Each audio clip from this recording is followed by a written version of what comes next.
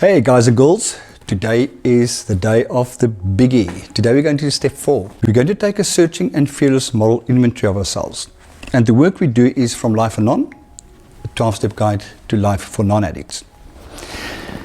So what we've done in step 1, 2 and 3, we have basically now come to an understanding of how our lives are unmanageable and how by reacting spontaneously to life, how we cause ourselves hurt and damage.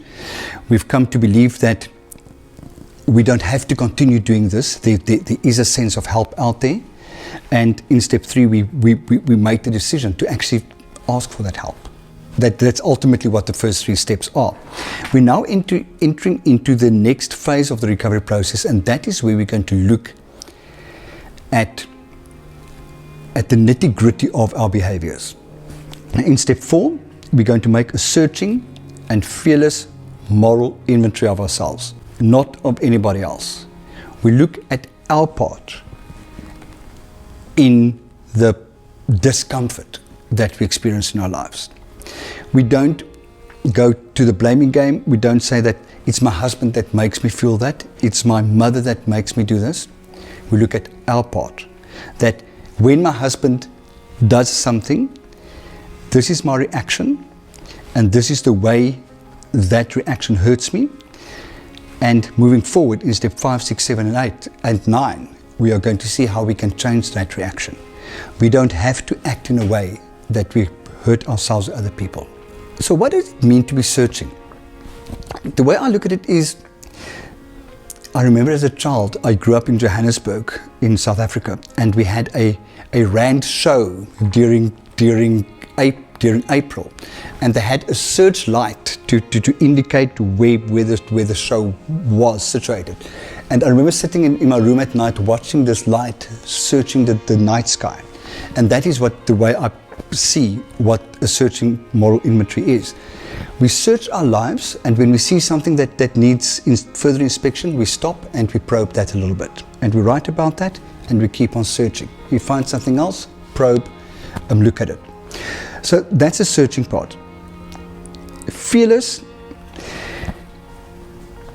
We are so afraid to look at our lives, to look at our part in situations, because we are afraid of what comes up.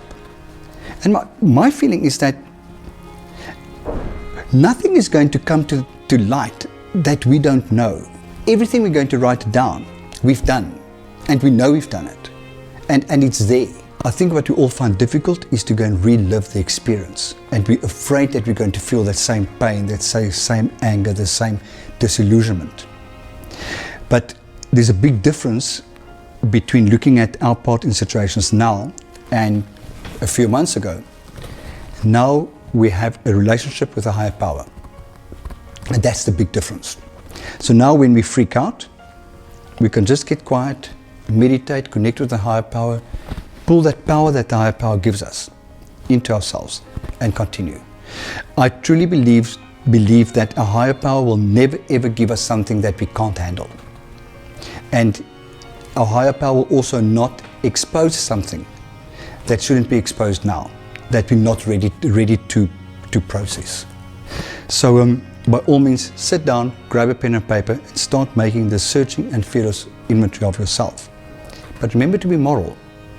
And that was my biggest question in step 4. What is Freddie's morality? What is morality?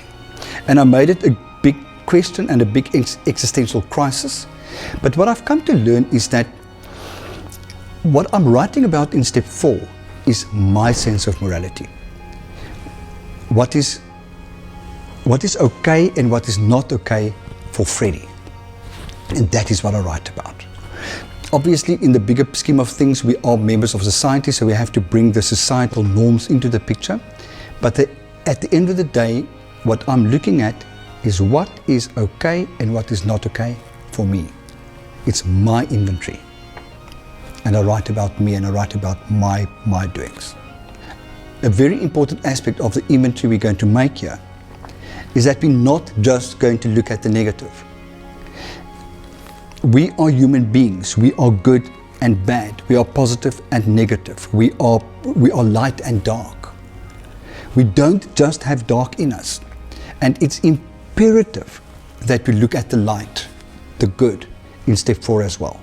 So we're going to look at our fears, at our resentments that we carry, at our very, very bad relationships that we have, or whatever that case might be. But contrary to that, we are also actually people who can be very friendly, who are really intelligent, who have amazing artistic abilities, or what that case might be.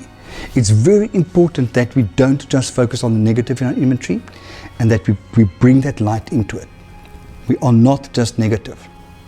My experience is that doing an inventory always, as I lived in trepidation before I started it, in the middle I always feel kind of, ugh, this doesn't feel comfortable, but I end with a smile.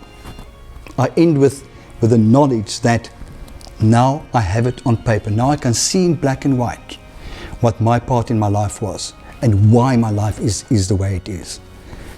And part of step 4 is to own that. And eventually what we're working towards is to free ourselves from that.